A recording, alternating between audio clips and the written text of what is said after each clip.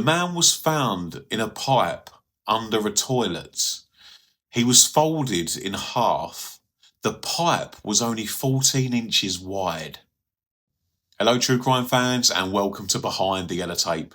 Today we journey to Japan in 1989 to visit one of the most bizarre and inexplicable true crime cases in modern history, the death of Naoyuki Kanno. The mystery began on the 28th of February 1989 when a school employee at the high school in the town of Nami noticed something profoundly wrong with one of the outdoor septic pipes. A clog was reported in a drainage ditch connecting the school's septic tank system. When a worker investigated, they made a truly horrifying discovery. Upon lifting the lid of the purification tank, they found a body. The victim, later identified as 26-year-old Naoyuki Kanno, was found crammed head-first into the vertical septic pipe connected to the main tank.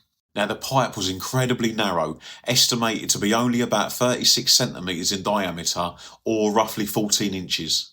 Kanno's body was folded over, his legs bent awkwardly at the waist, and his feet were visible from the narrow opening. His body was naked from the waist down, and his clothing was neatly folded nearby. The immediate police investigation was perplexing. The official conclusion was that Kanno had somehow entered the pipe willingly, perhaps as a bizarre act of voyeurism, and then suffocated due to cold and toxic fumes. The theory was that he may have been attempting to peek into the women's toilet stall located directly above the pipe opening.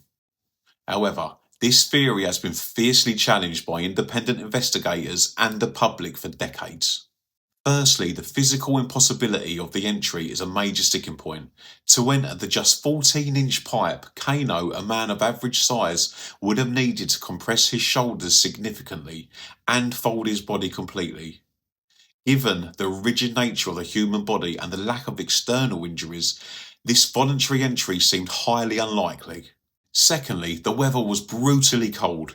The idea that someone would attempt this act while partially naked in freezing conditions and with their clothing folded nearby just defies logic. Thirdly, Kanno was reportedly a hard-working, well-regarded local man with no known history of this kind of behaviour. There was no suicide note, and his life offered no obvious explanation for such a grim and desperate act. The most chilling counter theory is, of course, that Kanno was murdered. Critics of the official verdict argue that he was killed elsewhere and his body was forcibly inserted into the pipe as a macabre and baffling attempt to dispose of the evidence.